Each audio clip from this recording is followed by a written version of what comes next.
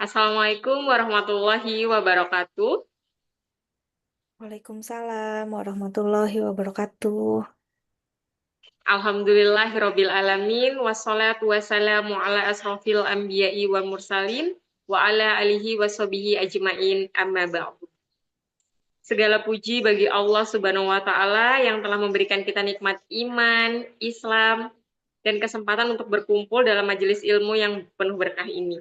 Salawat serta salam kita haturkan kepada junjungan kita Nabi besar Muhammad Shallallahu alaihi wasallam beserta keluarga, sahabat, dan pengikutnya hingga akhir zaman. Perkenalkan, saya Faiza Drihim yang akan memandu jalannya acara sampai selesai nanti. Alhamdulillah, senang banget hari ini bisa ketemu dengan teman-teman secara virtual. Terima kasih teman-teman yang sudah hadir dan memilih belajar bareng kita di antara padatnya kegiatan mengurus rumah, kerjaan, dan segala drama kecil dunia parenting. Mudah-mudahan sesi ini menjadi sesi yang ringan, hangat, dan bermanfaat bagi kita semua. Tema hari ini tuh dekat banget sama kehidupan sehari-hari kita. Di balik layar gadget, ada otak anak yang terdampak. Seringkali, kalau anak lagi anteng sama gadgetnya, kita sebagai orang tua itu kayak merasa lega gitu. Akhirnya anak tenang juga. Tapi ternyata di balik layar kecil itu ada otak anak yang sedang bekerja keras, menerima berbagai rangsangan, kebiasaan, dan pengaruh yang tidak selalu terlihat dari luar. Hari ini kita akan belajar bersama tentang apa sebenarnya yang terjadi pada otak anak ketika mereka berinteraksi dengan gadget. Serta bagaimana kita sebagai orang tua bisa mendampingi dengan lebih bijak tanpa saling menyalahkan. Sebelum acara dimulai, izinkan saya membacakan tata tertib selama acara berlangsung. Mari kita sama-sama meluruskan niat mengikuti acara hari ini untuk meraih ridha Allah Subhanahu wa taala. Mohon untuk saling menjaga mic-nya ya agar tidak terbuka selama webinar berlangsung.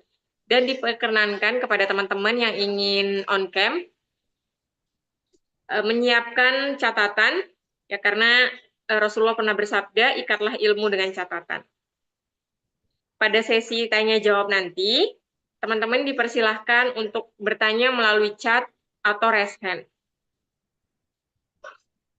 Baik teman-teman semua, kita sudah siap nih ya dengan tata tertib acara. Nah, sekarang kita masuk ke bagian yang paling ditunggu-tunggu, yaitu materi utama yang hari ini kita akan belajar bersama bareng Teh Mayrinda Ratu. Beliau adalah seorang psikolog klinis yang berpraktek offline dan online di Prana Biro Psikologi. Kepada Teh May, dipersilahkan.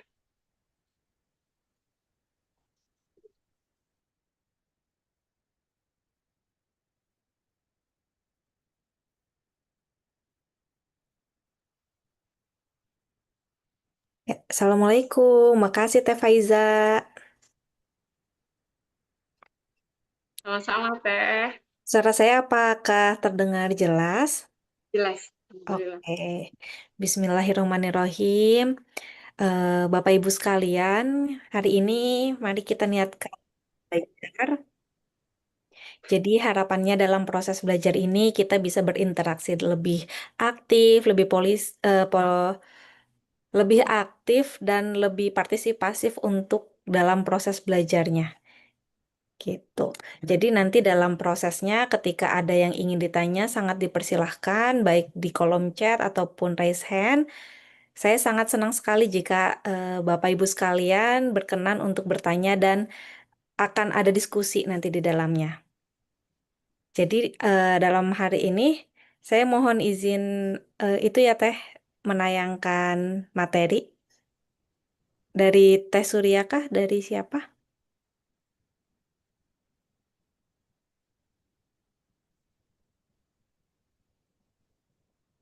Sambil menunggu materinya, mungkin saya sedikit ngobrol-ngobrol dulu ya Teh. Bapak Ibu sekalian sehat? Kira-kira ada dari mana aja nih posisi Bapak Ibu saat ini? Boleh ditulis di kolom chat ya.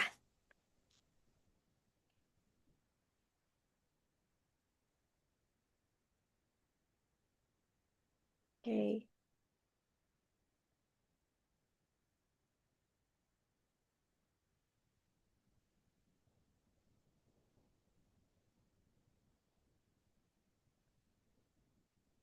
Oke, dari Jakarta. Siap, salam kenal ya, Bu Risma. Ada yang dari Jakarta, ada yang dari Bandung, dari Bogor. Salam kenal juga, Bu Kiki, dari Bekasi. Oke. Wah, jauh-jauh ya, ternyata luar biasa sekali. Bapak Ibu sekalian sudah menyempatkan untuk hadir. Dari Tarakan, dari Pak Diki. Wah, jauh ya. Kalau saya sendiri dari Bandung, mungkin ada Bapak Ibu sekalian yang dari Bandung kah? Nanti kalau misalnya ada rezekinya untuk bertemu offline ya, saya sangat senang sekali bisa bertemu Bapak Ibu sekalian. Jadi kalau misalnya kita suatu saat nanti papasan atau ketemu offline, jangan lupa disapa-sapa ya Bapak Ibu.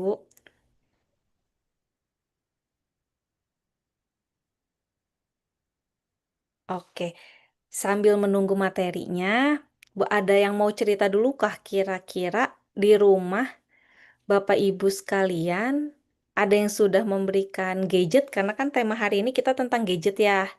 Dan gadget itu akrab sekali nih dengan kehidupan zaman sekarang. Jadi kalau misalnya kita bilang gadget, kita samakan persepsi dulu ya Bapak Ibu ya. Gadget itu bukan sekedar handphone saja ya. Jadi kita sepakati ya. Oh baik, oh, mohon maaf. Ya, yang dari Tarakan berarti ibu siapa boleh kenalan di chat group. Nah, kita ngobrol dulu ya Bapak Ibu sambil menunggu materi. Jadi kalau misalnya kita sampaikan ngomongin tentang gadget, berarti kita lagi ngobrolin tidak sekedar handphone aja. Bentuknya tab, iPad, TV, radio pun segala sesuatu yang sifatnya elektronik dan sifatnya satu arah, kita samakan dulu persepsinya itu adalah gadget gitu. Jadi kalau misalnya kita ngomongin gadget berarti tidak sekedar handphone. Oke ya, Bapak Ibu. Jadi dibayangkannya peralatan-peralatan di rumah yang elektronik tuh yang kayak iPad, yang kayak TV atau smart TV atau smartwatch atau apapun yang bentuknya elektronik yang sifatnya bisa memberikan informasi satu arah, itu kita sebut namanya gadget. Oke? Oke. Ibu-ibu, apakah kira-kira bisa ditampilkan materinya? Mohon maaf, Teh Mai dan teman-teman, ini lagi ada kesalahan teknis. Mohon Oke, maaf, tunggu sebentar ya untuk materinya. Sebentar untuk bisa di screen-nya ada kendala kebetulan. oke, nggak apa-apa. Coba saya coba juga ya, Teh. Coba. Oke,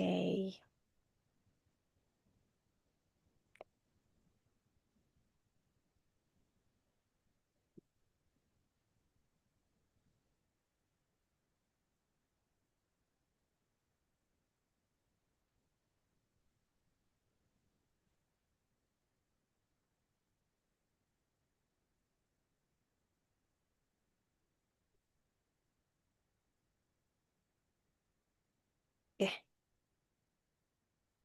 oke dari saya ya.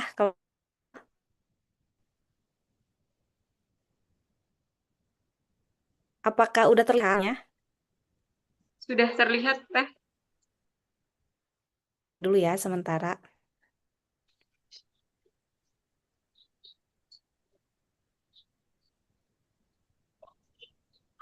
Oke. Nah, tema hari ini kita akan belajar terkait di balik layar gadget ada otak anak yang terdampak. Jadi membuat fokus menurun dan emosi meledak. Oke, jadi kenal. Mai, Nah, maaf, sebelumnya kita, suaranya putus-putus. oh sorry putus-putus Ya, tadi sebentar. putus-putus. Ya, saya juga tulisannya ini sinyal. Kalau sekarang gimana Teh? Sudah, Alhamdulillah aman. Oke, kita lanjut ya Bapak Ibu. Jadi kalau misalnya kita mau tahu bagaimana otak itu bekerja, bagaimana otak itu terbentuk, kita akan bahas hari ini. Sebelum kita lebih jauh ngomongin bagaimana dampaknya otak, kita kenalan dulu sama otak. Oke? Nah, ini proses perkembangan otak manusia. Jadi setiap manusia itu otak itu terbentuk dari di dalam perut ibu, di kandungan ibu. Makanya ibu sangat-sangat perlu memberikan nutrisi terbaiknya karena ada proses pembentukan otak di dalam sejak dalam kandungan. Tapi eh, dalam proses hari ini harapannya kita belajar ya Bapak Ibu, kita cukup belajar apa yang sudah kita lakukan sebelumnya. Harapannya kita berfokus pada hari ini dan kita fokus ke depan. Apa yang sudah dilakukan sebelumnya jangan sampai membuat Bapak Ibu jadi berkecil hati, bersedih hati karena ada ya merasa tidak tidak optimal pada saat dahulu gitu. Maksudnya itu kita jadikan pembelajaran untuk hari ini dan yang akan datang. Nah, untuk perkembangan otak manusia itu sebetulnya dibentuknya dari dalam perut ibu, dalam kandungan. Nah, bentuknya seperti apa? Bentuknya seperti ini, ada gambar ya, Bapak Ibu lihat yang gambar yang putih itu tuh baru bentuk dari zigot gitu. Terus di dalamnya tuh memang ada jaringan-jaringan yang akan nantinya terbentuk menjadi otak. Jadi pada saat anak itu lahir 9 bulan tuh sebenarnya otak itu sudah terbentuk, sudah ada bentuknya, sudah ada strukturnya, udah sangat baik gitu di selama 9 bulan. Nah, kita bisa lihat ini perkembangannya. Tuh. Ini yang sebelah kiri adalah area otak saat terbentuk dalam kandungan. Sedangkan yang sebelah kanan adalah gambaran otak dari usia 1 minggu setelah lahir sampai usia anak 10 tahunan. Jadi kita lihat di sini ada sedikit perbedaan dari ukuran ya Bapak Ibu ya, dan dari warna. Kalau misalnya kita lihat nih bayi lahir di area sebelah kiri, sebelah kanan saya, itu ada 1, 2, 3, 4, 5. Ada 5 gambar otak. Yang 1 minggu itu kita lihat ukurannya sangat kecil dan di situ gelap. Dan kalau kita lebih dalam lagi melihatnya, tidak terlihat kayak lekukan-lekukan sirkuit. Beda dengan yang area 1 tahun sampai 10 tahun ke atas. Kalau kita lihat dari usia anak usia 1 tahun sampai 10 tahun ke atas, sirkuitnya lebih banyak. Sirkuit itu kayak lika-likunya, terus lekukan-lekukannya itu lebih jauh lebih banyak dan lebih berkembang. Nah, gimana caranya bentuk si sirkuit itu nanti kita bahas. Oke, selanjutnya, jadi kalau misalnya kita lihat dibandingkan gitu dari usia baru lahir sampai usia dewasa, ini adalah bentuk gambar otaknya nih. Bapak Ibu bisa lihat ya, ukurannya semakin besar. Dan kalau misalnya kita lihat di usia 5 tahun, ternyata dia itu sudah 90%. Jadi hampir-hampir sempurna gitu untuk besarannya, strukturnya, bentuknya, hampir sempurna di usia 5 tahun pertama kehidupan. Jadi makanya kenapa ada kalimat yang menyatakan golden age. Golden age itu 5 tahun pertama ya Bapak Ibu. Karena dari segi otak itu memang sudah terbentuk hampir nyaris sempurna di usia 5 tahun pertama. Nah, yang di bawahnya itu adalah jaringan-jaringan neuronnya. Jadi kalau misalnya 0 sampai 2 tahun, ternyata udah sangat banyak nih gambaran neuron-neuronnya, koneksinya lebih banyak dibandingkan yang baru lahir. Jadi kalau kita lihat yang gambar otak di bawahnya itu ada gambar yang di sini nih, gambar yang ada kayak garis-garis, ada serabut-serabutnya, itu adalah gambaran koneksi di otak anak. Jadi selama 2 tahun tuh sebenarnya anak itu cepat sekali prosesnya untuk membentuk jaringan syaraf di dalam otak.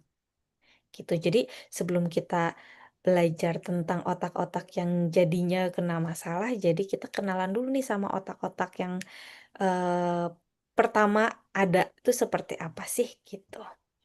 Nah, harapannya seiring berjalannya waktu, si bagian yang syaraf yang serabut-serabutnya ini, yang koneksinya itu semakin banyak dan semakin lekat dan padat. Harapannya seperti itu.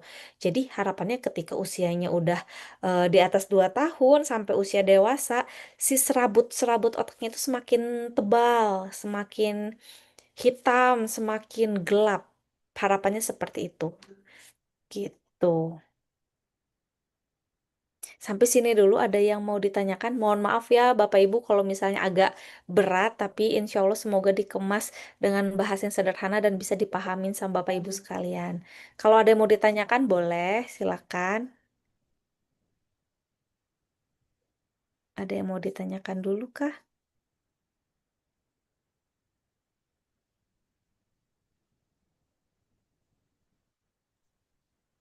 Sepertinya Oke, lanjut dulu teh mungkin. lanjut dulu ya. Oke, Ya. karena belum ada yang bertanya, jadi kita lanjut dulu. Oke, sekarang next adalah apa yang terjadi ketika stimulasi itu diberikannya gadget dahulu.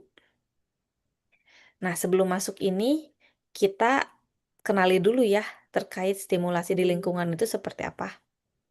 Nah, stimulasi itu apa aja? Stimulasi itu segala sesuatunya yang anak bisa tangkap melalui inderanya. Ya, jadi stimulasi itu adalah segala sesuatu, semuanya yang anak bisa tangkap melalui inderanya. Kalau kita kenal adalah panca indera ya, melalui penglihatan, penciuman, pendengaran, perasaan, terus percobaan itu adalah proses sensori, itu adalah pintu-pintu eh,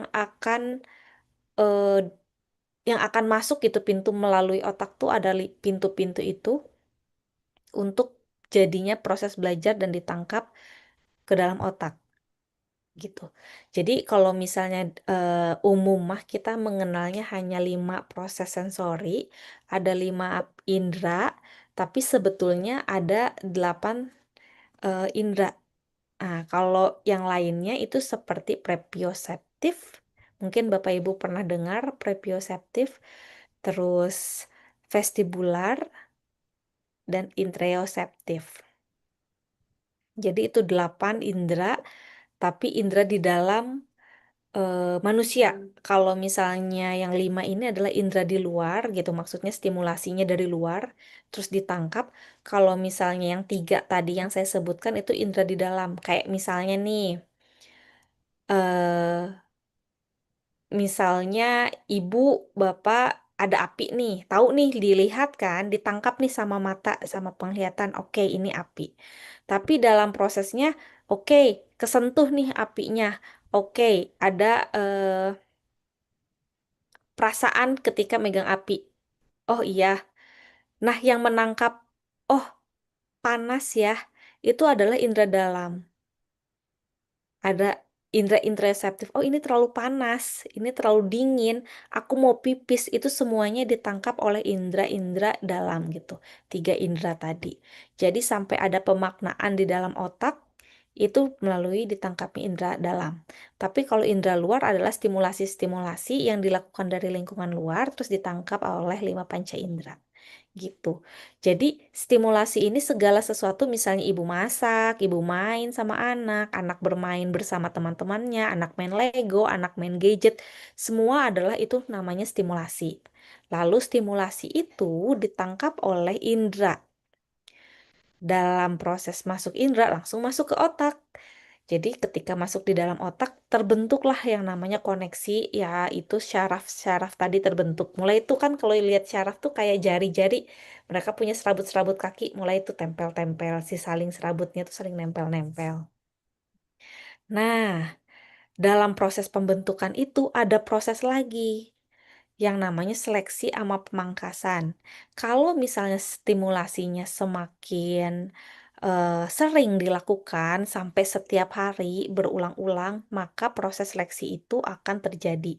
Kalau dia jarang diulang-ulang, maka dia akan diputus, dilepaskan, dibuang gitu aja gitu. Jadi betul di dalam syaraf itu memang ada syaraf yang mati, syaraf yang aktif gitu. Yang aktif adalah syaraf-syaraf yang saling terhubung, yang mati ya sudah tidak terpakai. Atau kalau dalam stimulasinya itu sudah jarang sekali nih eh, diberikan gitu. Jadi kalau misalnya awal mula nih kayak misalnya kita bayanginnya anak yang mau pipis terus dia ke toilet sendiri. Nah, si anak itu kan awal mula harus dibelajarin dulu kan Bu, dikasih stimulasi. Nah, ketika dikasih stimulasi untuk buka popoknya, terus dia ke kamar mandi, itu baru pembentukan koneksi di dalam otak. Tapi ketika ibu tiap hari lakukan setiap mau pipis, dia setiap mau pipis dia langsung ke toilet, maka akan terjadi proses seleksi dan pemangkasan. Kalau misalnya dilakukan ibu konsisten, maka dia perkuat tuh jaringan syarafnya. Dia akan mudah otomatis dan menguat gitu jaring-jaringan. Jadi tanpa ibu ajarin dia udah mulai bisa sendiri gitu. Jadi berulang-ulang. Lalu ada penguatan sama Bapak Ibu dikasih beberapa situasi ketika situasi di rumah, situasi di sekolah, situasi misalnya di mall atau di alam terbuka, di berbagai situasi, maka terjadi penguatan jalur syaraf. Jadi ketika udah terbentuk jalur syarafnya, maka ada pengayaan atau milenasi. Jadi mempertebal kayak pipa semakin tebal jaraknya tuh semakin cepat gitu. Seperti itu proses stimulasi di lingkungan yang bisa membentuk syaraf di otak. Oke. Nah, kembali lagi ke slide sebelumnya. Gadget itu juga menjadi salah satu stimulasi lingkungan terbesar. Karena nggak kerasa ya Bapak Ibu ya, hari ini sibuk kasih gadget, besok sibuk kasih gadget, sampai nggak kerasa 6 bulan tuh, 6 bulan, setahun, 2 tahun, sampai akhirnya terbentuk jaringan dan struktur otak gitu yang lebih tebal di bagian melinnya mempertebal anak itu menggunakan gadget. Makanya zaman sekarang saking seringnya kita nggak kerasa ngasih gadget, kita pasti ada komenan, ya ampun, udah bisa lagi aja buka kamera sendiri, buka WhatsApp sendiri, bikin emoticon, bikin foto sendiri, posting-posting foto dia sendiri. Bapak Ibu pasti nggak kerasa, pasti pernah ada komentar, hah nggak pernah diajarin kok bisa ya gitu. Nggak pernah ditunjukin kok bisa ya. Dari buka handphonenya sampai dia ngerti cara mainnya. Kok bisa ya? Nah, saking seringnya stimulasi diberikan, sampai setiap hari diberikan gadget itu, sampai anak itu punya proses belajar mandiri dan dia perkuat dan jadi mampu gitu. Dan syarafnya pun terbangun. Seperti itu. Nah, jadi harus yang seperti apa sih kita memberikan stimulasi itu gitu. Nih, saya ada namanya stimulasi lupa. Kok lupa ya? Iya, biar ingat gitu. Nah, stimulasi lupa itu adalah singkatan. Singkatan dari stimulasi lihat terus, ulangi terus, diulang-ulang terus sampai polanya terbentuk dan akhirnya jadi kebiasaan. Jadi tadinya mau nulis jangan lupa, tapi kalau jangan lupa nanti jangan ya, jangan lihat terus gitu. Tadinya mau inget-inget jangan lupa gitu. Karena kalau kita jangan-jangan biasanya ingat kan. Jadi sekarang ditulisnya stimulasi lupa. Jadi cara membentuk kebiasaan, cara membentuk sinaps-sinaps di otak, cara membangun struktur yang kokoh itu dengan cara stimulasi lupa. Dilihat terus, lalu ulangi, ada pola terbentuk, baru akhirnya jadi kebiasaan. Jadi kalau misalnya perilakunya udah bentuknya kayak kebiasaan, itu di dalam otaknya itu seperti sudah ada pipa, ada syaraf yang saling terhubungnya semakin kuat. Tuh. Nah, sekarang kembali lagi ke gadget. Karena kita temanya gadget, jadi lebih spesifik ya. Jadi apa sih yang terjadi kalau anak mengulang terus main gadgetnya melebihi batasan? Ada batasan ya Bapak Ibu. Kalau dulu mah zaman dulu mah nggak ada batasan. Jadi memang gadget juga kan tidak ada ya, belum booming. Setiap orang tua tuh dulu tuh memang akses untuk dapat gadget itu sulit kan karena harganya mahal, terus produksinya masih terbatas ya alat baru gitu, teknologi gadget. Jadi belum ada aturan ini. Sebelum kita mengenal apa yang terjadi, kalau anak main gadget terus melebihi batas, kita kenali dulu ya batasannya. Nah, ini yang eh, WHO tuh Badan Kesehatan Dunia sepakati gitu karena gadget sekarang udah booming, setiap orang, setiap rumah itu pasti ada gadget, maka diberikanlah aturan. Karena penggunaan gadget itu bermasalah, masalahnya negatif gitu dan sangat signifikan, maka ada aturan. Jadi seperti itu Bapak Ibu, proses adanya aturan harus ada masalah dulu, baru diberikan aturan, baru dibentuk aturan, baru disepakati aturan. Jadi ketika penggunaan gadget jadi lebih mudah, lebih aksesnya lebih gampang, maka ini adalah tabel rujukan kita kesehatan di dunia. Dan ini juga ada turunannya di IDAI. IDAI itu Ikatan Dokter Anak Indonesia juga sepakat setuju dengan WHO. Untuk anak di bawah 1 tahun, ya, di bawah dua secara usia usia kalender ya, Bapak Ibu, usia kalendernya di bawah 1 tahun, itu tidak sama sekali. Tidak sama sekali, baik itu video call kek, baik itu interaktif kek, ada tanya jawab kek, itu sama sekali tidak disarankan.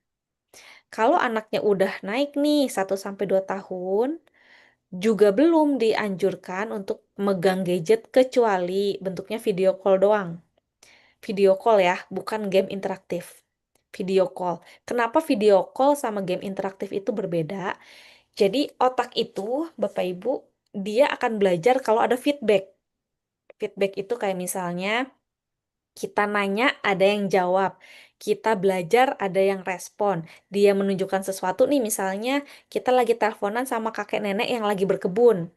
Ditangkap sama otak anak, oh itu lagi berkebun. Nanti ada proses kakek neneknya nanya, Adek, kita lagi berkebun. Itu feedback. Oh iya ya, eh, saya berkebun. Oh itu betul ya, itu lagi berkebun. Terus proses tanya jawab, respon dari gadget. Jadi eh, diberitahukan bahwa ketika usia 1 sampai 2 tahun harus bentuknya video call. Beda kalau interaktif misalnya di YouTube nih, kan saya lihat ya, apa sih YouTube interaktif tuh yang kayak gimana? Nah, si YouTube interaktif itu kan dia bilang, lihat misalnya contoh, lihat apa kau melihatnya? Terus misalnya anaknya dapat feedback, cuman mendengar melihatnya, nggak tahu, tapi kan dia jalan terus gitu, tanpa minta anak itu merespon atau tidak, dia jalan terus prosesnya. Jadi tidak ada proses eh, yang sifatnya feedback gitu. Jadi tidak disarankan yang game atau YouTube yang interaktif itu berbeda sama video call. Kalau video call ada interaktifnya, ada feedbacknya. Kalau game atau video itu tidak ada. Nah, usia 2 sampai 4 tahun itu lebih bervariatif dan longgar. Dan longgar juga dia hanya boleh 1 jam per hari. Dan edukatif. Dia menceritakan tentang matahari itu apa, menceritakan bumi itu apa, dan yang sifatnya benar-benar audionya bagus, gambarnya bagus. Kalau saya menyarankan gitu, kalau dalam praktek anak-anaknya usianya udah 2 tahun ke atas, kalau orang tuanya tanya, misalnya, Bu, gimana cara memberikan gadget? Yang pasti kalau usianya 2 sampai 4 tahun, sebisa mungkin bapak ibunya ada di sampingnya untuk mendampingi. Lalu, kan kalau misalnya YouTube itu bisa diatur ya tempo kecepatannya, diturunin sampai 50%. Biasanya saya seperti itu. Gitu. Jadi kalau anak usia masih 2 tahun, 3 tahun, cara belajarnya juga sangat lambat. Jadi misalnya kalau misalnya kita lihat pendekatan Montessori ya, kenapa Montessori? Karena Montessori itu polanya tuh sesuai gitu dengan anak usianya. Jadi anaknya tuh dikasih informasi gini, Adik, hari ini kita mau makan bakso. Adik mau coba? Jadi ketika ritme dan polanya itu lambat, anak bisa fokus, anak bisa mendengarkan dengan utuh, anak bisa belajar dan menangkap maksud dari orang lain. Jadi harapannya usia 2 sampai 4 tahun gunakan tempo yang lambat sedang gitu. Di atas 5 tahun baru diberikan tidak lebih dari 2 jam, dan itu pun untuk belajar yang sifatnya edukasi seperti itu. Dan untuk temponya, kalau bisa 12 tahun ke bawah mah bisalah sedang normal gitu ya, bisa digunakan seperti itu. Oke, sekarang kita ada yang mau jawab dulu, kira-kira setelah kita tahu batasan-batasan main gadget, kira-kira apa yang terjadi kalau anak mengulang main gadget melebihi batasan? Kira-kira ada yang mau sharing?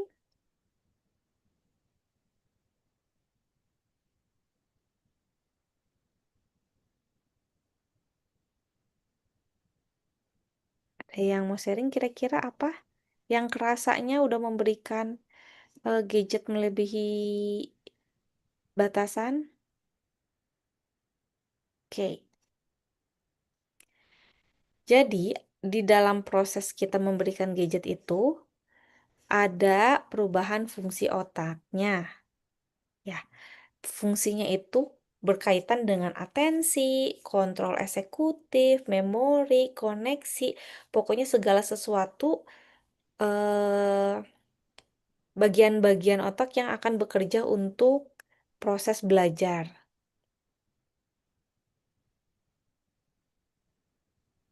Nah, ini. Jadi, ketika kita kasih gadget nih untuk nonton video, untuk pokoknya pastikan manusia itu pengen carinya yang seru-seru ya, yang senang-senang. Ketika kita merasa senang, dopamin itu kerilis, otak akan memproduksi dopamin. Atau kita sebut awalnya itu adalah hormon bahagia.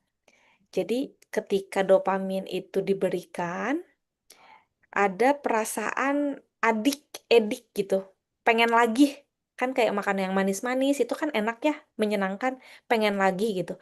Atau melakukan hal yang seru-seru, nonton drama Korea misalnya suka ih, edik gitu, pengen lagi, pengen lagi. Pokoknya gara-gara hormon itu kerilis sama otak, jadi kita punya perasaan senang, kalau senang tuh rasanya pengen lagi gitu. Nah, jadi ketika kita ngerasa edik gitu, pengen lagi, kalau berlebihan itu bisa membebani sistem sistem reward di dalam diri anak gitu. Jadi anak mah kan otaknya masih berkembang ya Bapak Ibu. Jadi kalau misalnya terlalu diberikan overstimulasi dan tiap hari banget gitu dia dikasih hal-hal yang seperti itu yang bahagianya tuh instan, bentuknya instan gitu. Jadi akan membebani atau ada bagian-bagian yang jadinya terdampak ketika si dopamin ini terlalu sering diproduksi. Misalnya, salah satunya ya atensi. Atensi itu fokus, memori, daya ingat jadi mudah lupa, jadi gampang ke distract. Itu semuanya di area bagian otak frontal cortex. Nah, oke, di sini saya punya video. Boleh dibantu sama Bapak Ibu rekan-rekan tim Moko untuk menampilkan video.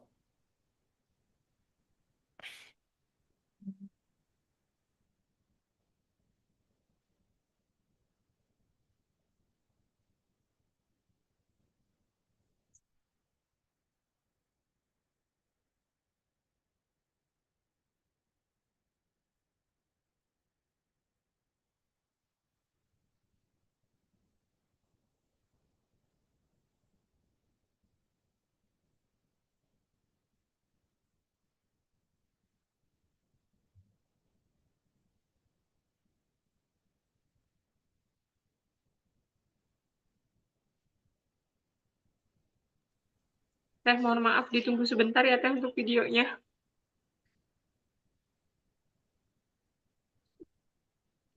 Insya Allah hari ini teman-teman mohon maaf.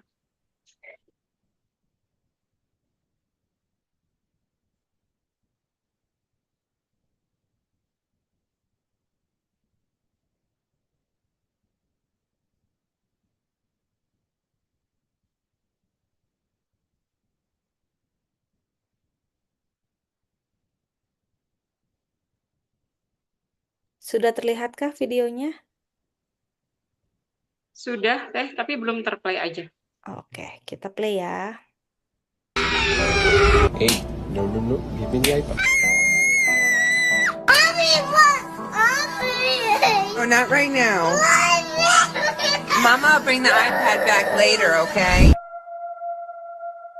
Just always in his own world. He really quiet for real, unless he know you. You wanna read a book with Dad? You want an iPad? I'm taking away your iPad. No. Give me the iPad.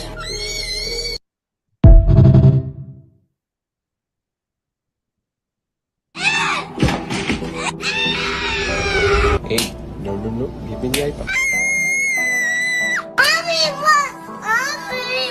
Oh, not right now. Mama, will bring the iPad back later, okay? Just always in his own world. He really quiet for real, unless he know you. You wanna read a book with Dad? You want an iPad? I'm taking away your iPad. No. Give me the iPad.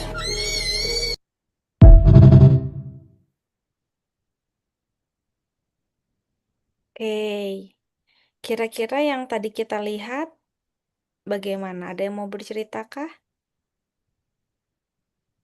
Apakah ada perilaku dari anak-anak kita atau saudara-saudara kita yang sudah seperti itu?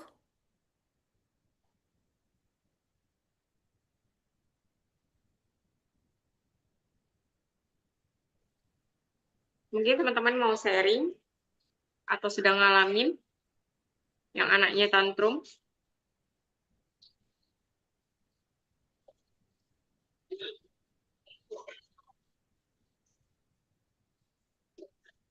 Ada nih Teh yang japri aku Boleh. bilang bahwa karena kesibukan orang tuanya, jadi akhirnya anaknya dikasih gadget aja dan sekarang udah dalam kondisi yang dia nyerah, kayak nggak bisa ngontrol anaknya gitu. Jadi makan pun katanya ini makan pun itu sudah bisa udah terganggu tuh sampai makannya itu udah nggak mau, udah pokoknya maunya kalau mau makan harus lihat handphone baru mau makan. Udah ngancem dia, begitu katanya Teh. Iya, betul. Karena kita tadi pas ngobrolin terkait yang si proses penguatan pembentukan syaraf itu ya. Jadi ketika dia memang berulang-ulang, ya pasti begitu gitu. Ada pola yang sudah menetap dan melekat gitu di tubuh anak itu di bagian otaknya. Jadi ketika kita mau riset, bukan riset ya, kita mau menggantinya, menyetopkan gitu, juga pasti itu jadi PR lain gitu. Tuh, jadi makanya kalau saya pasti saat ini ya selama praktek ketika case-nya itu adalah anak di luar anak yang apa neurodevelopmental ya, maksudnya anak yang bisa masih optimal untuk belajar, pasti ditanya ini gadgetnya berapa lama. Dan rata-rata penggunaan gadget ini itu di atas 4 jam. Kenapa sampai dimainkan gadget ketika ngobrol ya karena betul orang tua itu sibuk, nggak ada waktu gitu. Tapi mau nggak mau itu akan jadi masalah yang lain gitu. Ketika anaknya jadi tidak bisa calistung, jadi ketika kita merasa kita tahu kita sibuk gitu, dan akhirnya kita mengganti kesibukan waktu kita, kita gantikan sama pengasuhnya si gadget ini. Si gadget kan adalah pengasuh ya sekarang. Nah, tapi ketika dia diasuh sama handphone, sama gadget, dia akan lebih banyak, kalau bahasanya mah mudaratnya gitu. Seperti misalnya calistung jadi terbatas. Speech delay, banyak banget yang jadinya speech delay gitu. Jadi yang harusnya anak udah sampai 800 kata itu jadi nggak muncul kata-katanya. Artikulasi juga jadi terbatas. Terus tidak ada minat untuk main sama teman-temannya di usia harusnya main. Ketika di dalam pengetesan psikologi juga ketika saya dapat data, anak TK-TK zaman sekarang tuh anaknya jarang banget yang ada intensi untuk main gitu. Pengennya tuh pulang ingetnya handphone kayak gitu. Rata-rata seperti itu. Dan mau nggak mau karena banyak mudorotnya gitu, orang tua juga harus berperan aktif untuk mengakhirinya, untuk sama-sama membatasinya gitu. Jadi rata-rata yang kalau orang tua klien-klienku tuh pasti aku ajarin untuk cara ngedetoxnya. Cara yang kita sama-sama bekerja sama bagaimana anak ini kita ngedetox lagi, kita ngebangun syaraf baru yang lebih baik gitu. Jadi kan tadi ada proses penguatan ya, kalau kuat itu dia jadi syaraf yang bagus, tapi kalau misalnya dia tidak diberikan stimulasi pasti dipangkas sama otak. Jadi otak itu pinter banget loh Bapak Ibu. Jadi itu dia bener-bener ini otak yang normal ya, yang nggak ada masalah terkait mana yang penting, mana yang nggak penting gitu. Yang nggak bermasalah terkait jaringan. Ada jaringan seperti sponge, saringan minyak. Nah, kalau saringannya itu bagus, dia pasti tahu ngekontrol mana yang penting, mana yang nggak pentingnya bagus gitu. Jadi ketika itu bekerja, kita sangat mungkin memangkas perilaku-perilaku anak yang jelek gitu, perilaku-perilaku anak yang tidak diharapkan itu dengan cara tidak memberikan stimulasinya lagi, tidak mengulanginya lagi, tidak memperkuatnya lagi, gitu. Jadi memang orang tua harus kerja sama nih, nggak sekedar orang tua ya. Kalau saya ngomongin orang tua, kalau dulu mah ayah dan ibu. Kalau sekarang orang tua tuh dampak pada setiap orang yang punya peran sebagai orang tua mendampingi anak gitu. Kalau di rumah pakai pengasuh, berarti orang tuanya pengasuh juga dilibatkan. Kalau ada kakek nenek gitu, tinggal sama kakek nenek, om tante, berarti om nenek kakek tante itu juga sebagai orang tua yang mengasuh anak-anak di rumah gitu. Jadi memang harus kerjasama satu anggota, satu sistem anggota yang ada di rumah itu untuk proses pembatasan sesegera mungkin sebelum anaknya masuk sekolah dasar. Karena kalau sekolah dasar itu segitiga perkembangannya itu anak udah harus mencapai dia happy dan ingin berprestasi gitu. Jadi harapannya di bawah usia sekolah dasar itu mulai kita yang sudah terjadi gitu, mulai kita proses pembatasan lagi gitu, sama-sama kerjasama lagi gitu.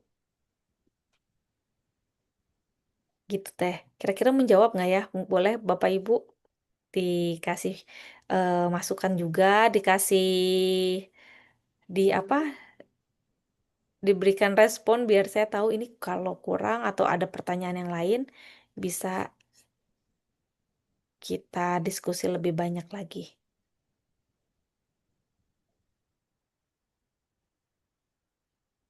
Oke.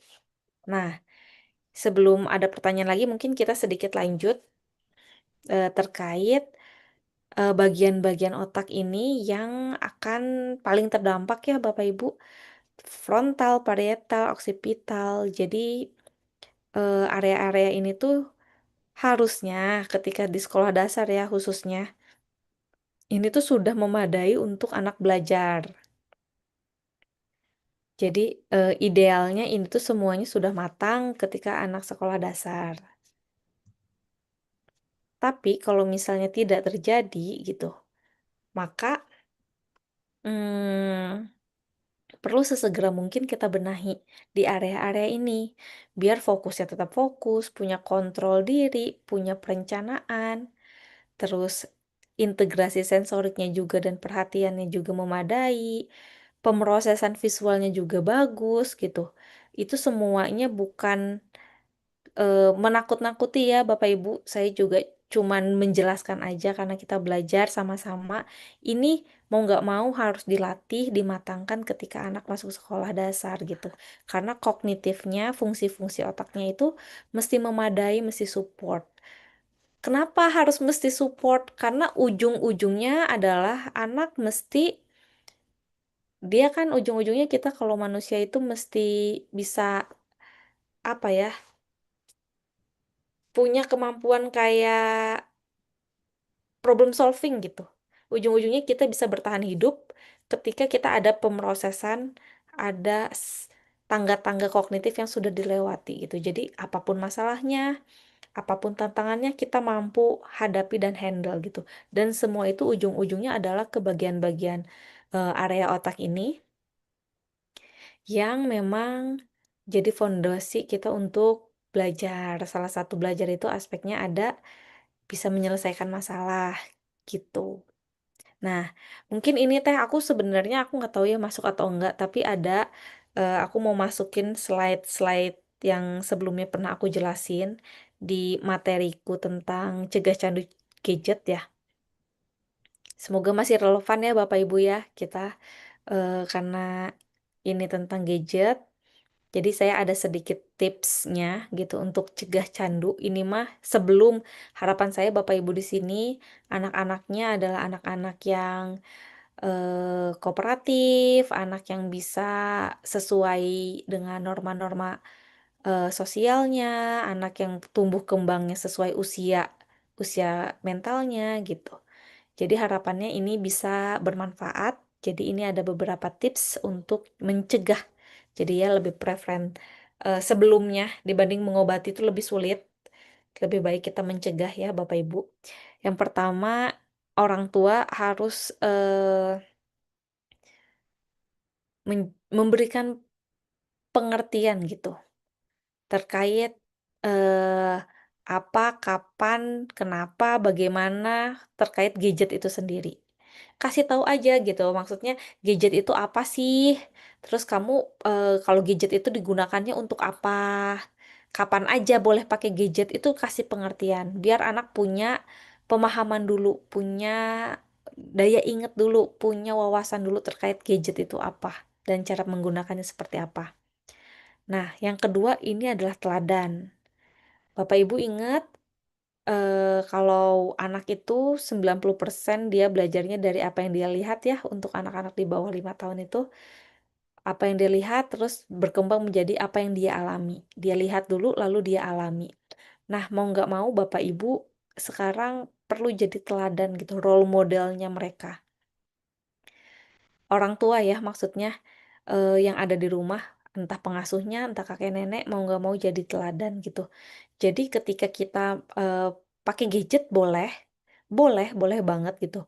Tapi kita setting waktunya kapan aja kita mau pakai gadget. Terus kalau kita mau pakai gadget misalnya di luar settingan waktu kita boleh umpet-umpet misalnya di kamar mandi, di kamar, atau di ruang kerja yang tertutup sehingga anak tuh tahu, ketika kita ada menggunakan gadget itu buat sesuatu hal yang penting.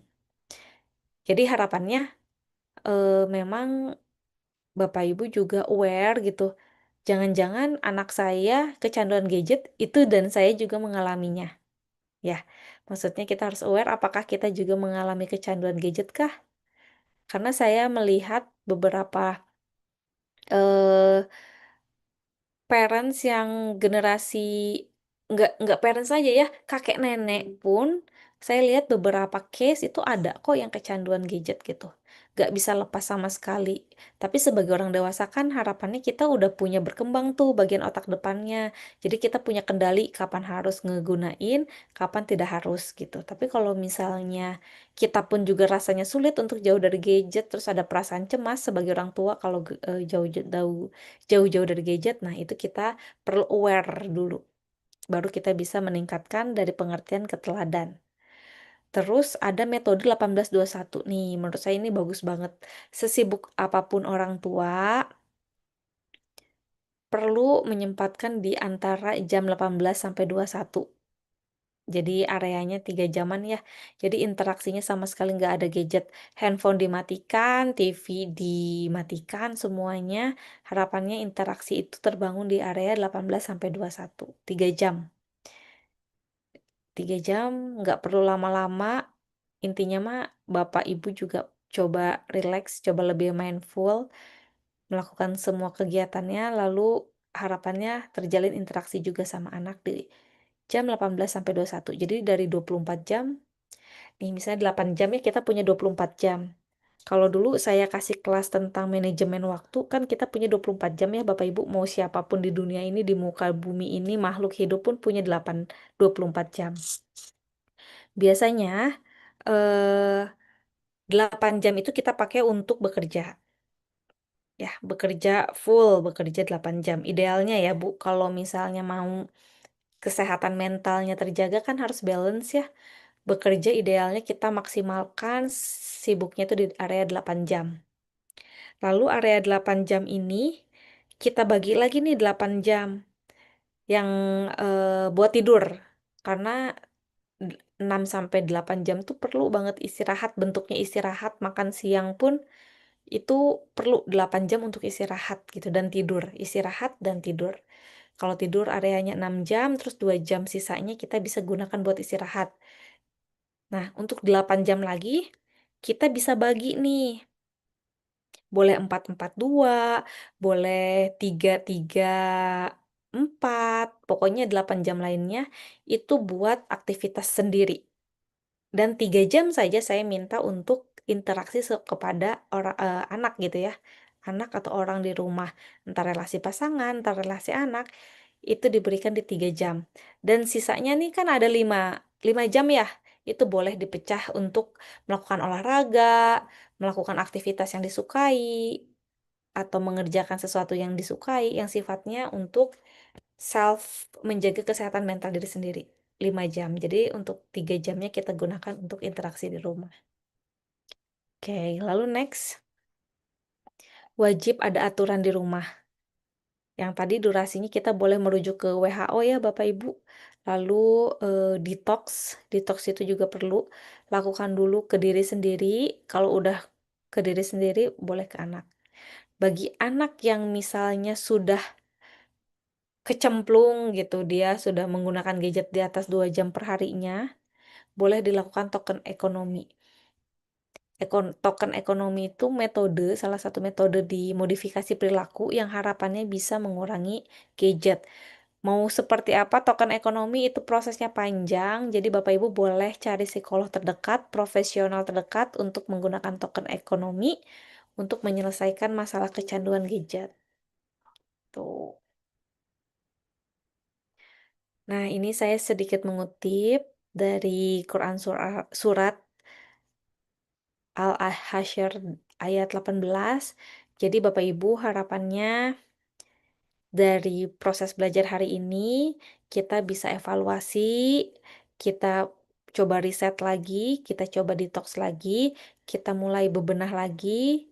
Gak apa-apa sedikit demi sedikit, gak apa-apa mulai dari yang bisa dulu. Yang penting kita mencoba dan mengevaluasi, merefleksikan diri, menurut saya itu perlu. Dan ini ada Quran suratnya ya Bapak Ibu. Baik, itu Teteh mungkin yang bisa saya sampaikan untuk proses belajar hari ini. Mangga dikembalikan ke moderator. Tuh, saya hentikan dulu ya.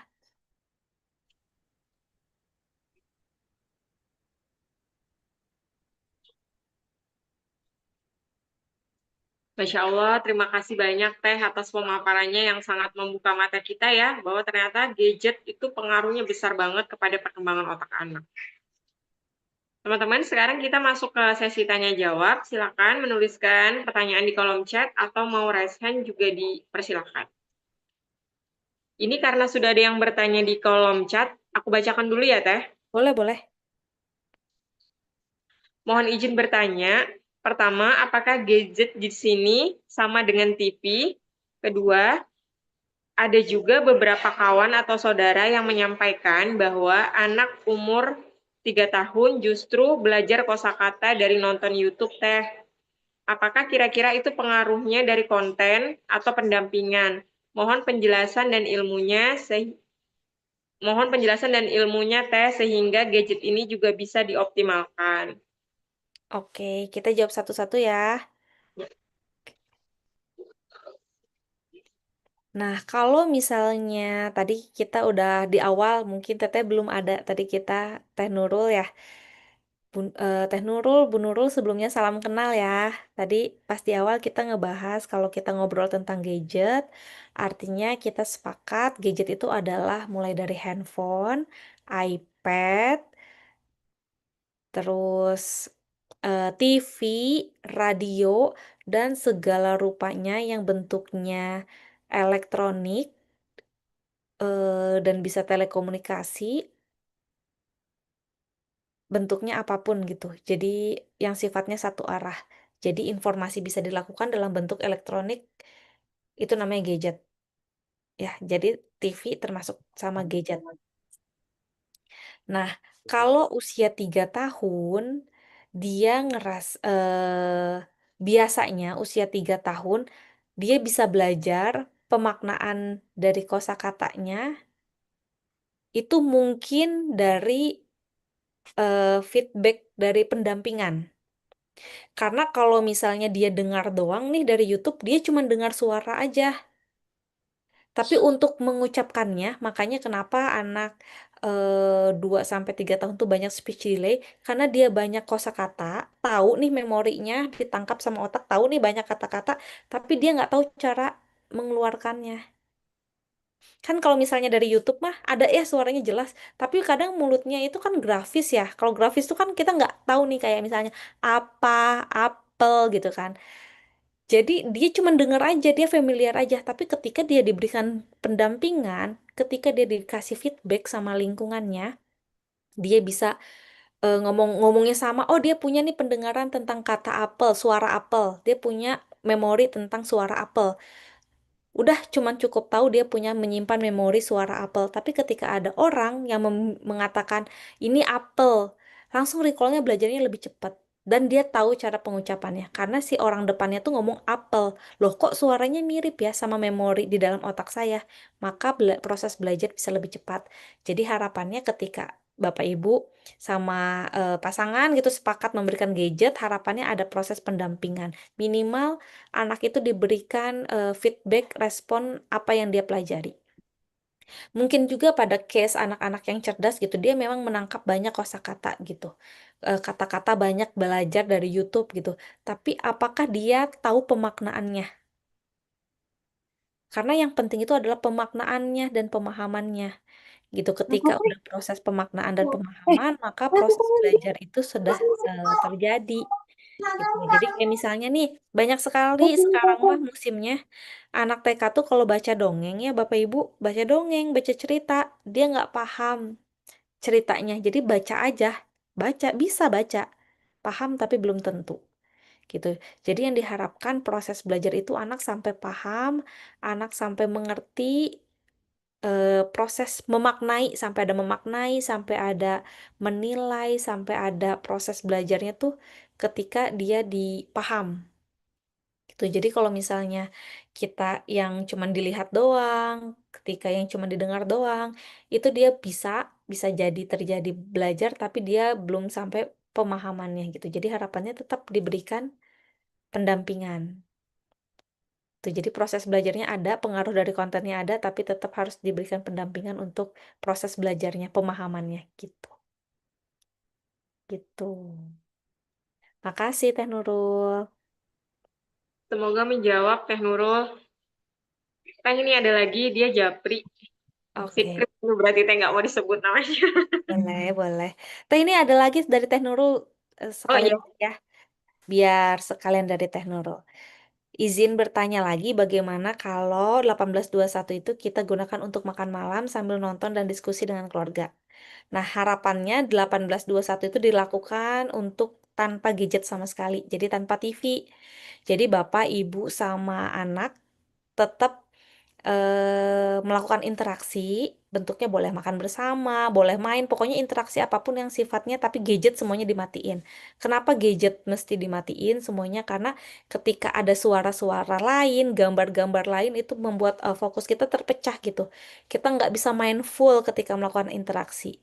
Jadi pemaknaannya cuman, oh makan siang aja, makan malam aja gitu. Oh cuman ngobrol aja. Tapi untuk sampai jadi deep ini adalah emosi yang menyenangkan. Oh, ternyata makan dengan keluarga itu sangat menyenangkan ya. Oh, ternyata ngobrol sama ayah sama bunda itu rasanya melegakan sekali ya, gitu.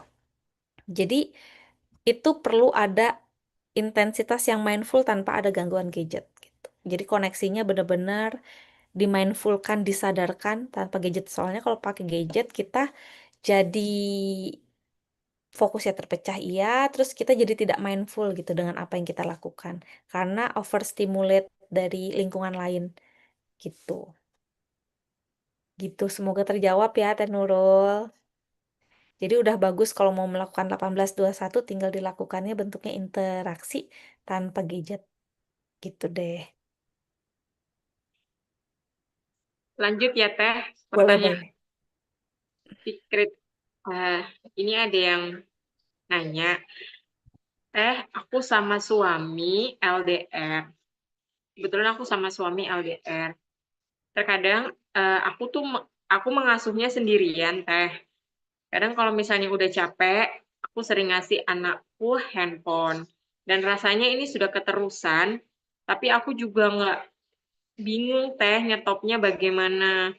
Dan anakku setiap aku ambil HP-nya, selalu tantrum. Kalaupun nanti bisa diambil, dia alasan mau nelpon ayahnya. Gimana ya, Teh?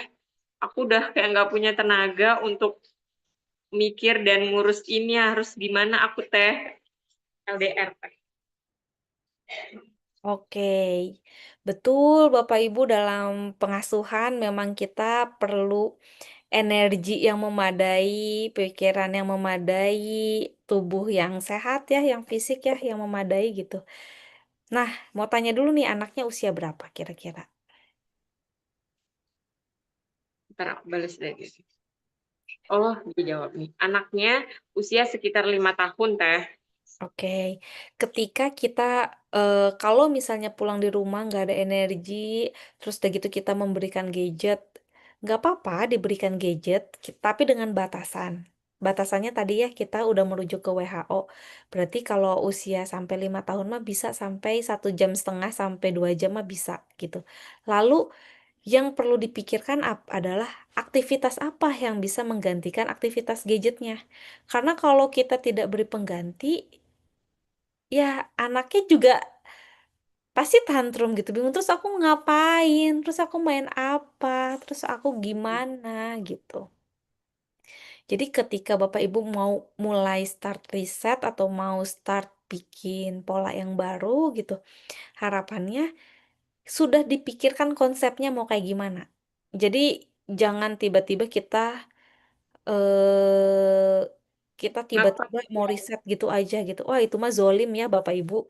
Anak juga manusia punya perasaan sama gitu seperti Bapak Ibu gitu. Jadi ketika kita kayak misalnya nih Bapak Ibu suka banget makan coklat atau lagi makan nih enak-enaknya terus tiba-tiba ada yang ngerebut. Itu tuh kan rasanya juga mengagetkan kan. Jadi sebelum itu tuh kita perlu ada proses yang namanya kita bikin konsep dulu nih. Nih, kalau misal di Bapak Ibu suka nulis nih, kita boleh banget bikin konsep kayak kayak konsep meriset atau konsep membuat anak jadi tidak candu gadget gitu kan. Misalnya, oke, gadget hanya diberikan misalnya 1,5 jam atau 2 jam dipecah. Mau 2 kali kah, mau 3 kali, pokoknya total seharian segitu aja. Itu lebih baik. Jadi kesannya anak akan dapat lebih banyak ya, secara kuantiti ngerasanya lebih banyak kasih gadget. Misalnya per 30 menit dikasih atau per 1 jam dikasih tuh. Jadi ada 2 sesi tuh dia dapat gadget. Lalu kedua, ketika dia misalnya mau main, ketika misalnya dia mau sudah habis batas-batasan main gadgetnya, berikan aktivitas yang lain. Misalnya, anak di bawah 5 tahun itu sangat masih suka dengan area main yang kotor-kotor atau sensory play itu masih relevan dan masih disukai. Jadi Bapak Ibu boleh tuh beliin mainan area sensory play gitu, main baskom kan ada ya kolam gitu ya. Kolam kecil, di situ adalah area multiple yang sifatnya sensory play gitu. Jadi sensory play ini digunakan, sensory play ini dilakukan untuk pengganti aktivitas gadgetnya. Oke, kalau misalnya anaknya sudah tidak mau main sensory play gitu, pengen yang lebih menantang, cari dan eksploratif dulu dia sukanya apa. Jadi ibu kasih 2 minggu sampai 1 bulan untuk mengeksplor mainan apa yang paling dia sukai, mainan apa yang paling dia betah lama. Pasti itu tuh udah mulai tumbuh tuh area 3, 4, 5 tuh udah mulai ke aku sukanya yang ini, aku sukanya yang itu. Nah, cari ibu kasih waktu nih buat keluarga, diri sendiri, atau bagusnya ada sistem ya. Jadi kasih waktu 2 minggu sampai 1 bulan untuk mencari eksplorasi anak ini sukanya di mana, senangnya di mana, minatnya kemana. sampai akhirnya ibu menemukan apa yang dia sukai, lalu fasilitasi. Gitu. Jadi ketika udah ketemu nih senangnya di mana, mainnya apa, fasilitasi. Jadi si pengganti gadget itu diganti dengan hal yang disukai. Anak mah ya Bapak Ibu masih sangat mudah kita bentuk. Nah, yang udah sulit tuh ketika dia udah usianya 10 tahun ke atas gitu. Dia udah banyak banyak sekali wawasan, dia sudah banyak dengan membandingkan dengan teman-temannya, dia sudah banyak apa area-area yang sifatnya kritis, jadi negosiasinya tuh lebih alot gitu kalau anaknya udah terlanjur besar ya, ya usia prapuber 10 tahunan ke atas itu tuh lebih alot gitu. Jadi lebih baik kalau Bapak Ibu punya anak usia di bawah 10 tahun, apalagi di bawah 5 tahun, itu sangat mudah kalau Bapak Ibu start dari hari ini. Gitu. Dan jangan menunda-nunda, mulai dari yang bisa, mulai dari yang mudah, dan lakukan. Ya, terima kasih Teh. Ini ada 2 lagi pertanyaan Teh. Mm-mm. Ini pertanyaan dari Bu Melati. Ini tadi menjawab ya Bu, sama dengan pertanyaan yang sebelumnya. Gimana caranya menyetop gadget? Tadi sudah terjawab di pertanyaan yang sama ini sama. Jadi memang harus dicarikan penggantinya ya Teh, nggak bisa langsung tiba-tiba di stop gitu. Betul, betul. Teh, ini ada lagi 2 pertanyaan gitu. Ini yang satunya, ini semuanya secret. Saya nggak tahu kenapa, mungkin dia nggak mau disebut aja namanya. Yang pertama, ini pertanyaannya yang pertama dia bilang gini, Teh, kalau misalnya dampak kerusakan otak anak memakai gadget itu sama seperti narkoba, apakah bisa disembuhkan? Karena kerusakan pada narkoba kan nggak bisa sembuh, Teh. Itu pertanyaan yang pertama, Teh. Terus yang kedua itu gini, Teh, aku gen milenial, kita sama lah, seumuran Kita semua ya, sama, insya kita Allah. sama. Saya juga gen milenial, Bapak Ibu kita turut bertanggung jawab terhadap gen alpha ya, karena kita menyumbang gen alpha. Oke, jadi semangat. Saya support gen milenial juga nih. Teh, kan aku gen milenial, mantan didikan VOC, mantan didikan VOC.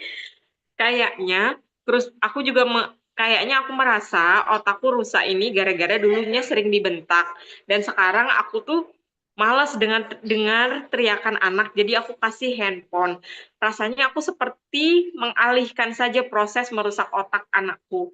Dan bener nggak sih Teh, kalau misalnya banyak bentakan itu juga bisa merusak otak anak? Apakah sama dengan gadget? Nah, itu 2 Oke, pertanyaan. kalau secara fisiologis ya berarti secara si otak-otaknya ya, si fisik otaknya gitu. Alhamdulillahnya Bapak Ibu, kita itu sama Allah udah dikasih yang namanya neuroplasticity. Jadi gimana otak itu plastis ya, kayak misalnya dibayangin kayak apa ya, balon. Bisa membesar, bisa menciut, tergantung yang dimasukinnya seberapa sering, seberapa banyak. Nah, otak kita tuh juga kayak gitu, sama Allah tuh udah dikasih kita itu adalah otak orang, otak pembelajar, otak yang seumur hidupnya adalah dalam proses belajar ya. Jadi si otak itu disupport nih sama Allah. Manusia itu dia selalu belajar terus sama Allah tuh bener-bener oke, saya kasih sesuatu hal yang bisa selalu support dia dalam belajar sepanjang hayatnya. Jadi bisa banget berubah, nggak ada yang nggak bisa secara fisiologis ya. Itu bisa berubah karena kita ada neuroplasticity. Jadi prosesnya si otak itu kan tadi yang di awal kalau dia dimasukin stimulasinya terus-menerus, dia akan melekat dan menjadi sebuah struktur yang kokoh.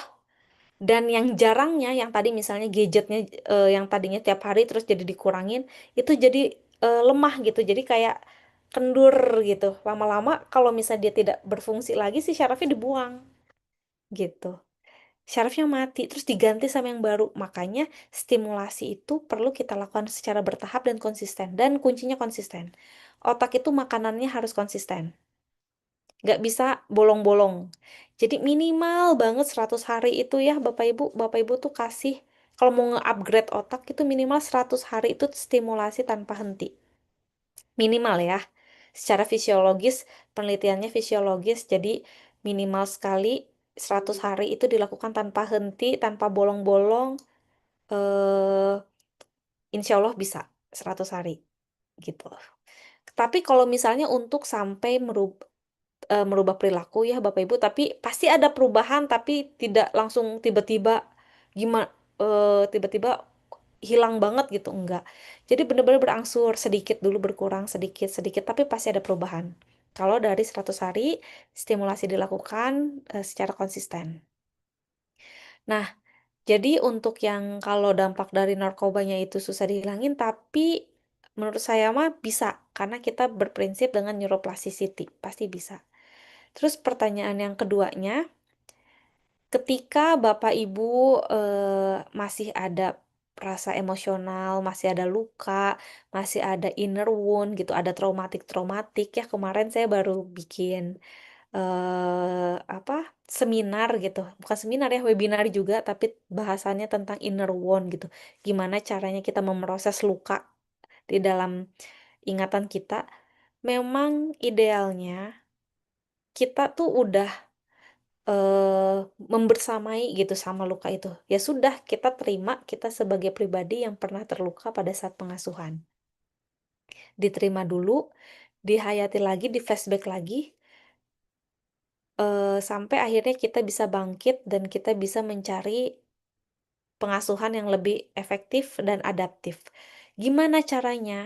Memang sulit dan prosesnya tidak mudah. Menurut saya, yang paling cepat adalah Bapak Ibu boleh banget ke psikolog atau psikiater yang memang relevan gitu, yang terdekat, yang mudah diakses, intinya siapapun, intinya mudah diakses, ke profesional, minta, "Saya mau pengobatan atau penyembuhan luka-luka pengasuhan lama saya." Gitu. Jadi nggak mesti kita kayak OCD dulu, depresi dulu gitu. Ketika Bapak Ibu punya insight saya perlu dibantu, langsung segera ya. Jadi kita ngomongin kalau psikolog dan psikiater itu jangan sampai kita punya yang sifatnya brain injury gitu kan, kayak traumatik dan depresi itu kan ada brain injury ya.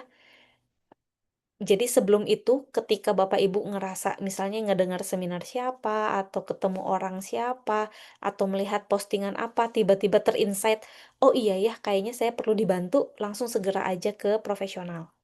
Jadi jangan sampai menunggu itu, menumpuk dan menjadi hal yang lebih parah, gitu. Menurut saya untuk proses, eee, kita berdamai itu perlu dibantu sementara, jadi tolong cari profesional segera. Lalu terkait ibu yang tiba-tiba responnya adalah memberikan gadget kepada anaknya, itu coba diganti. Harapannya anak juga belajar kan Bu, dia jadi punya cara ketika meminta dengan cara berteriak. Soalnya dia belajar, "Oh iya ya mama saya mah kalau saya teriak, saya langsung dikasih gadget nih," gitu. "Oh iya ya, ketika saya tantrum, saya langsung dapat apa yang saya mau nih." Nah, itu proses belajar anak, dan ketika kita memberikan tepat gitu ya, dia kan belajar itu tuh, saya tantrum, saya dapat yang saya mau, saya nangis, saya didapat gadget, kan dia belajar, "Oh berarti cara saya mesti kayak gini nih, untuk mendapatkan sesuatu yang saya mau." Nah, ketika dia belajar seperti itu dan ibu dan ayah memberikan yang dia mau, maka dia klop. Oke, caranya akan seperti rantaian setan. Itu dilakukan lagi, lakukan lagi, lakukan lagi, berulang-ulang polanya sama. Jadi harapannya si rantaian itu perlu dipecah, diputus sama Bapak Ibu. Kenapa harus sama Bapak Ibu? Karena Bapak Ibu adalah orang dewasa yang membersamai anak. Yang harapannya untuk struktur otaknya sudah lebih memadai, sudah lebih berkembang, sudah lebih tahu, lebih paham, dan pengendaliannya lebih baik dibandingkan anak-anak. Jadi kontrolnya harus di orang tua. Jadi Bapak Ibu yang pecah kontrolnya, Bapak Ibu yang ganti caranya seperti apa, gitu. Jadi menurut saya Ibu perlu, ngobrol dulu sama, profesional, sambil itu berproses berjalan, si anaknya Ibu perlu ganti dengan nggak apa-apa nangis, nggak apa-apa tantrum, tapi yang dipastikan anak itu dalam kondisi aman, kondisi nyaman. Misalnya di kasur, setiap dia nangis kita ke kamar, di kasur gitu ya, takutnya khawatir ada perilaku-perilaku yang tidak tidak apa ya, yang tidak adaptif gitu, kayak melukai diri sendiri, melukai orang lain. Jadi harapannya pastikan aman. Kalau bisa ibu dampingi, kalau nggak bisa ibu boleh rilis dulu emosinya, minum dulu. Kalau di Prana saya ajarin cara merilis emosi dengan cepat gitu. Jadi ketika ibu ngerasa eh saya nggak siap, jangan. Mending minta orang lain yang lebih siap gitu. Jadi intinya kalau menenangkan anak itu kitanya wajib tenang. Nomor satu tuh bukan anaknya tenang, kita sebagai orang dewasa yang tenang. Jadi kalau ibu merasa nggak sanggup, nggak apa-apa. Ibu menyadari itu bagus banget. Ibu minta tolong orang lain untuk dampingi dia. Gitu. Jadi si anaknya biar tidak terluka gitu ya, tidak terluka dalam pengasuhan, tidak merasa traumatik dengan prosesnya, tetap didampingi gitu. Siapapun yang bisa mendampingi, mohon dampingi gitu. Semoga terjawab ya, Teh. Terima kasih banyak, Teh. Ini ada lagi pertanyaan di kolom chat. Boleh. Maaf mau tanya, Teh, apakah kecanduan pada anak dapat berdampak pada perkembangan IQ, khususnya kemampuan konsentrasi, logika, dan problem solving? Saudaraku pernah cerita, jadi awal masa sekolah, anaknya tes IQ dinyatakan memiliki IQ tinggi. Tapi karena kecanduan gadget dan kurang distimulasi, akhirnya IQ anak tersebut semakin menurun. IQ-nya dan fungsi koordinasi tubuhnya itu kurang baik. Apakah Oke. besar itu pengaruhnya? Oh, ini masih beberapa masih Oke. ada pertanyaan lagi, Teh. Oke. Kita coba jawab ya. Oke. Aduh, saya Teh tidak ada gelas. Jadi dibayangkan aja ya Bapak Ibu ya. Atau digambar dulu gitu, dibayangkan aja lah ya. Nih, kalau kita ngomongin IQ dan kecerdasan, kita bayangin seperti gelas ya Bapak Ibu. Nih, misalnya ini gelas aja ya. Misalnya ini gelas nih. Jadi misalnya ini gelas. Ya, ini gelas. Ini tuh sebagai potensi kecerdasan yang Allah kasih kepada anaknya. Di otak tuh Allah kasih segini gedenya. Itu namanya potensi otak. Nah, otak atau kecerdasan, kita bahas kecerdasan. Ini adalah potensi kecerdasan ya, yang Allah kasih. Memang segitu gitu. Nah, entah itu bentuknya rata-rata, entah itu superior, entah itu di bawah rata-rata, pokoknya Allah kasih segitu. Itu disebutnya potensi kecerdasan. Lalu, dia difungsikannya segimana? Itu adalah kecerdasannya, atau yang dioptimalkannya, yang digunakannya, atau yang difungsikannya. Nah, misalnya anggap nih gelas, terus dikasih air nih. Nah, dia kan harusnya segede ini nih yang difungsikannya, maka kita sebut namanya kecerdasan optimal. Kalau kecerdasan optimal, si wadah gelas sama yang dia fungsikan gedenya sama. Gitu. Tapi kalau misalnya dalam prosesnya kita eh, tidak memfungsikannya dengan optimal, ya. Jadi misalnya udah dimasukin nih, ini stimulasi gitu. Itu bisa saja jadi otaknya cuma setengahnya. Itu kecerdasan, bukan otak ya, masa otak cuma setengah. Kecerdasan maksudnya, kemampuannya cuma setengah. Itu yang kita sebut kecerdasan tidak optimal. Bisa terjadi, bisa. Kenapa? Kurangnya stimulasi. Salah satunya gadget. Gadget itu adalah stimulasi terbesar, tapi dia membentuk jaringan yang tidak produktif gitu.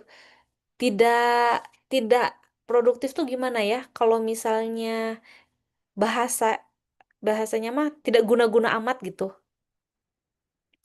Jadi akhirnya yang misalnya dalam 2 tahun dia bisa bermain, bisa melatih koordinasi gerak, dia bisa main semua area sensorik, dan akhirnya bisa fokus gitu. Tapi ketika dia menggunakan 2 tahun hidupnya dengan gadget, ya semua stimulasi yang harusnya dilakukan jadi tidak dilakukan kan.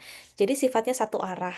Nah, sebelumnya saya bilang nih kalau gadget itu kenapa di otak itu tidak menjadi proses belajar gitu karena gadget itu tidak memberikan feedback gitu. Otak itu belajar ketika ada feedback gitu. Jadi betul, jadinya bisa menurun kecerdasan dan tidak optimal, namanya tidak optimal. Yang tadinya superior gitu dan optimal bisa banget jadi cuman rata-rata. Itu bisa banget sih, saya banyak banget klien yang potensinya very superior, tapi dia nggak bisa calistung. Kan harusnya very superior tuh cerdas banget loh, yang mendekati jenius gitu kan kayak Pak Habibie, tapi dia nggak bisa calistung. Kenapa? Salah satunya memang diberikan gadget. Kalau diberikan gadget itu dia jadi otak tuh nggak belajar untuk feedbacknya itu loh, dia nggak dapat feedback dan stimulasi memadai gitu. Jadi ya kayak menggunakan waktu yang sia-sia gitu intinya mah. Tuh. Jadi betul ya kata Al-Qur'an teh manusia teh dalam, kondisi merugi itu betul gitu. Dan kita tuh bergerak dengan waktu tuh betul, waktunya mau digunakan semaksimal mungkin bisa, waktunya cuman dipakai untuk biasa-biasa aja bisa, atau waktunya tidak digunakan sama sekali itu bisa gitu. Jadi harus sebaik-baik mungkin digunakan karena pilihannya tetap di kita kan, kita mau kayak gimana. Jadi Terima kasih. semoga bisa Boleh lagi boleh boleh, nanya? Mungkin nanti dilebihin 5 sampai 10 menit lagi, Teh nggak apa-apa ya, soalnya ada beberapa pertanyaan. boleh. Oh, boleh ya Teh? Makasih Boleh boleh banyak. boleh. Mhm. Mau bacakan pertanyaan lagi dari Ukti Wulan. Mau nanya Teh, nonton di televisi apakah sama dampaknya dengan nonton di gadget untuk anak balita? Nonton di TV yang ditonton dengan flash disk dengan file yang dipilihkan orang tua. Begitu juga dengan nonton yang di gadget atas pilihan orang tua. Apakah di TV masih lebih baik untuk anak karena tidak megang bendanya, tidak megang gadgetnya gitu kan? Oh, oke. Sebenarnya kalau aktivitas nonton gadget itu tidak terbatas dia bentuknya apa. Mau TV, mau handphone, mau tablet, mau iPad, mau radio tuh tidak terlalu signifikan lah perbedaan si bentuk gadgetnya ya. Untuk penelitian sampai sekarang tuh bentukannya nggak terlalu berpengaruh. Mau dia dipegang atau digantungin atau ditempelin itu tuh sangat tidak berpengaruh. Yang jadi berpengaruh adalah ketika anak dapat stimulasinya satu arah gitu. Cuma nonton, dengerin, lihat gitu, tapi tanpa pemaknaan itu yang menjadi masalah. Dan mau Bapak Ibu kasihnya seperti apa, harapannya bisa didampingi. Karena dia bisa belajar ketika dapat feedback dari lingkungan. Hanya dengan lingkungan yang memberikan feedback. Makanya untuk usia 1 tahun itu disarankan video call kan, karena video call itu interaksi, dia lebih banyak belajar telepon. Jadi Bapak Ibu daripada dia dikasih TV ini, lebih baik dia dikasih video call sama kakek neneknya. Itu jauh lebih berdampak manfaat untuk anak gitu. Karena mau nggak mau, walaupun bentuknya edukatif dan interaktif, dia perlu dapat pendampingan karena otak itu belajarnya dengan si feedback itu, feedback respon dari orang tua. Gitu, kayak misalnya kita lagi nonton tentang bumi nih, atau tentang benua. Dia tahu ngedenger kata benua, dia lihat gambar, oh iya, gambarnya ada warna merah, warna kuning, warna hijau. Dia cuman tahu kan ada perbedaan warna dan dia dengar itu benua gitu. Tapi ketika orang tua tidak menjelaskan, tidak memberikan feedback, "Dek, lihat itu namanya benua. Kita tinggal loh di benua ini," gitu. Nah, kalau nggak ada feedback dari respon dua arah seperti itu yang jadinya dia cuma satu arah aja dan nggak berdampak untuk belajarnya. Jadi dia cuma tahu gambar, dia cuma dengar suara, tapi dia nggak bisa memaknai apa maksudnya. Itu untuk area usia anak 5 tahunan ya, ke bawah khususnya. Kalau anak udah usia 5 tahun sampai 17 tahun gitu, dia lebih banyak dapat informasi karena ada proses belajar dulu nih. Biasanya dia pasti tanya ke orang tuanya itu apa gitu. Dan dia belajar bukan dari yang ditontonnya, justru dia belajar dari interaksi sama orang tuanya. "Mah, tadi aku nonton itu apa sih, Mah?" Kan ada ya, ada fase anak di usia 3 tahun sampai 5 tahun, anak tuh nanya semua, ditanyain. Itu proses konfirmasi belajarnya melalui satu arah itu. Kalau di pertanyaan-pertanyaan itu tidak terjadi dan pertanyaan itu tidak terjawab, proses belajarnya jadi hilang, ya udah lupa gitu. Gitu. Jadi idealnya ketika kita memberikan gadget, kita harus bertanggung jawab untuk mengajarkannya, memberi interaksinya dua dua arah. Itu ketika Bapak Ibu udah memilih memberikan gadget, jadi kita harus bertanggung jawab untuk menjelaskannya gitu. Karena proses belajar di interaksinya, gitu. Kalau misalnya nggak ada interaksi, anak cuma lihat, ya dia belajar dari yang dia lihat sama dia dengar aja, gitu deh. Semoga bisa menjawab dari Teh Wulan. Ini ada 2 pertanyaan terakhir. Dari Ibu Melati tadi, Ibu Melati nanya, anak saya suka main angka-angka dan melukis. Untuk hobi melukisnya sudah saya salurkan. Saya mau ikutkan les sempoa tapi masih 4 tahun, khawatir terlalu dini. Mohon masukannya, Teh. Oke. Langsung saya bacakan yang kedua atau dijawab dulu ini, Teh? Masukan ya. Yang ini dulu ya. Teh Iya, Melati maaf. ya. Iya. Oke. Tergantung minat dia kalau misalnya udah. Jadi kalau anak itu ya Bapak Ibu kalau dilesin kayak calistung atau apapun yang sifatnya akademik, kita lihat dulu dia udah mulai minta atau belum gitu. Dia mulai rasa butuh atau enggak. Kalau anaknya itu memang belum minat ke area calistung, jangan difasilitasi calistung. Lebih ke arah fasilitasi pondasinya gitu, tools-toolsnya, alatnya untuk menuju calistung. Misalnya ya, kalau kita ibaratkan kita mau masak nih, ada resep bikin pancake. Nah, ketika Bapak Ibu memberikan pancake kan ada bahan-bahan yang harus disiapkan. Fokus ke area bahan-bahan yang disiapkan. Kita perkuat visualnya, kita perkuat motoriknya, kita perkuat koordinasinya, kita perkuat eh, apa visualnya, pendengarannya. Kita perkuat dulu di area pondasi-pondasi untuk calistung, karena kalau dari segitiga perkembangan area calistung tuh di paling atas. Anak belajar itu di paling atas segitiga ya, di ujung puncak itu calistung, academic learning. Nah, di bawah-bawahnya ini nih yang bolong-bolong. Ketika anak belum minta, menurut saya ya sebagai praktisi psikologi jangan dikasih.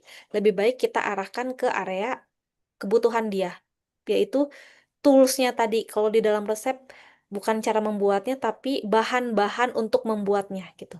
Ketika nanti dia udah siap, eh, bahan-bahannya udah semuanya siap, memadai, terus segitiga di bawah-bawahnya, pasti nggak usah dilesin pun pasti bisa tiba-tiba gitu. Kalau sharing ya Teh, kalau aku tuh di rumah sampai detik ini aku belum mengajarkan sama sekali calistung. Tapi anakku yang minta, aku mau belajar baca, aku mau baca buku sendiri, aku mau mengenal huruf-huruf, dia yang minta gitu. Jadi sama sekali saya bukan orang yang pro calistung mesti buru-buru ya Bapak Ibu. Saya pro mendingan perkuat si bahan-bahannya dulu, dilengkapi dulu gitu. Calistung mah pasti ketika ketika kita sudah melengkapi bahan-bahannya, pasti banget akan mengikuti prosesnya, akan cepat tanpa diajarin pun pasti bisa. Kalau dengan syarat ya, kalau dengan syarat si bahan-bahannya itu atau segitiga perkembangan di bawah-bawahnya itu nggak ada bolong-bolong, lengkap. Jadi pondasinya tuh udah kuat gitu. Jadi harapannya ketika bukan anak yang minta, jangan dikasih, tapi lebih kita fasilitasi untuk area bahan-bahan untuk mendukung calistung itu. Ya, khususnya motorik. Refleks mah harus dipelajari ya Bapak Ibu, itu mah pondasi banget. Terus udah gitu motorik, sensori juga perlu dilewati dan dilalui. Harus kenyang anaknya, harus kenyang. Harus kenyang motorik, harus tuntas motorik, sensorinya juga dapat, harus kenyang juga. Di area sana aja diulik gitu. Prosesnya memang lama, tapi lama itu untuk mendukung calistung itu lebih lebih cepat gitu. Gitu. Jadi intinya mah kalau sifatnya stimulasi di rumah gitu, nggak ada yang sia-sia. Insya Allah nggak ada yang sia-sia gitu. Lakuin aja yang bisa dilakuin. Gitu. Semoga menjawab ya, Teh Melati. Ini pertanyaan terakhir, Teh. Oke. Pertanyaan terakhir dari Novi. Hai Novi. Teh izin bertanya, apakah yang saya lakukan benar atau salah? Saya punya perjanjian dengan anak usia 5 tahun, anaknya usia 5 tahun, boleh nonton HP atau TV 30 menit, tapi harus makan dulu. Dan nonton TV atau HP hanya di hari Sabtu dan Minggu. Jadi saya kasih nonton 30 menit kali 3 kali sehari. Oh, sesuai jam makannya 3 kali sehari, setiap Sabtu dan Minggu. Apakah dengan menjanjikan nonton Atas apresiasi makan boleh, Teh. Oke. Oke. Kalau misalnya dari Teh Novi gitu ya, kalau kita lihat, nah ini salah satu bentuk orang tua yang memberikan aturan kepada anaknya. Aturannya adalah dia selesai makan, baru dikasih gadget, lalu proses gadgetnya ada pembatasan. Pembatasannya adalah aturan waktu di 30 menit dikali 3 kali sehari, gitu. Dan setiap Sabtu Minggu itu adalah batasan. Batasan kalau misalnya kita menganut Montessori gitu ya, kebebasan dalam batasan. Kamu bebas menggunakan gadget, tapi batasannya di area Sabtu Minggu 30 menit kali 3 kali.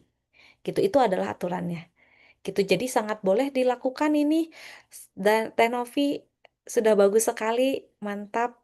Gitu, dan untuk batasan waktunya juga sudah sesuai WHO ya, masih oke gitu. Di area 1,5 jam per hari itu masih oke banget. Semoga bisa hmm, apa ya, selalu dilakukan konsisten. Intinya mah konsisten, aturannya udah sangat bagus.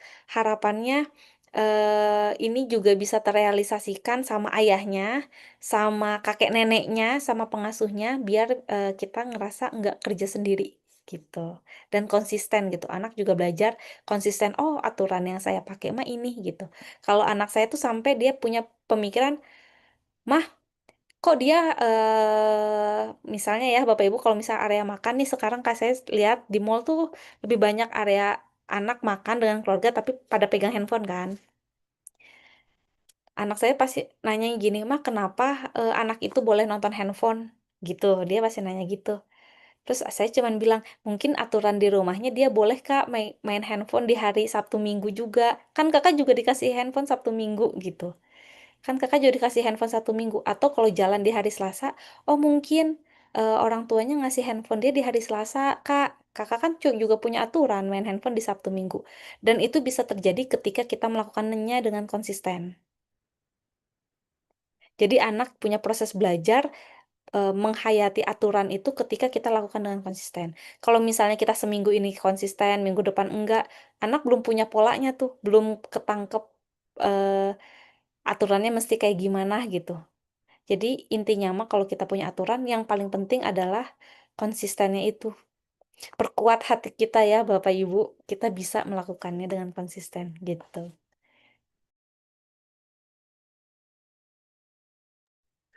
Masya Allah, terima kasih banyak. Semoga Novi menjawab dan bisa konsisten. Udah keren banget tuh kata Teh Mai. Keren banget. Teman-teman, terima kasih yang sudah ngedrop pertanyaan. Alhamdulillah, pertanyaan hari ini terjawab semuanya. Dari sesi hari ini tuh kita belajar ya bahwa di balik layar gadget yang terlihatnya tuh sederhana, tapi ternyata ada otak seorang anak yang sedang menyusun cara berpikir, cara merasa, cara ia melihat dunia. Gak ada orang tua yang sempurna, tidak ada juga pola asuh yang sekali jadi. Yang penting adalah kita terus mau belajar dan hadir secara sadar untuk anak-anak kita. Semoga ilmu hari ini menjadi bekal untuk mendampingi mereka tumbuh menjadi yang sehat, kuat, dan bahagia. Sekali lagi terima kasih kepada Teh Imei yang sudah berbagi ilmu dan pengalaman yang luar biasa ya kepada kita semua hari ini.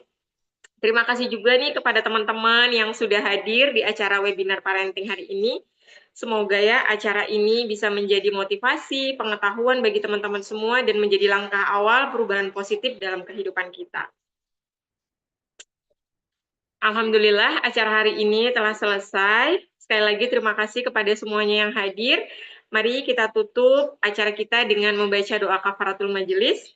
Subhanakallahumma wa bihamdika asyhadu an la ilaha illa anta astaghfiruka wa atubu ilaik. Saya Faiza undur diri, sampai jumpa di acara berikutnya. Wassalamualaikum warahmatullahi wabarakatuh. Waalaikumsalam warahmatullahi wabarakatuh. Terima kasih sekali lagi Bapak Ibu. Boleh ya kita terkoneksi, follow email Ratu kalau mau tanya-tanya boleh. Sekali lagi makasih Oh ya. iya.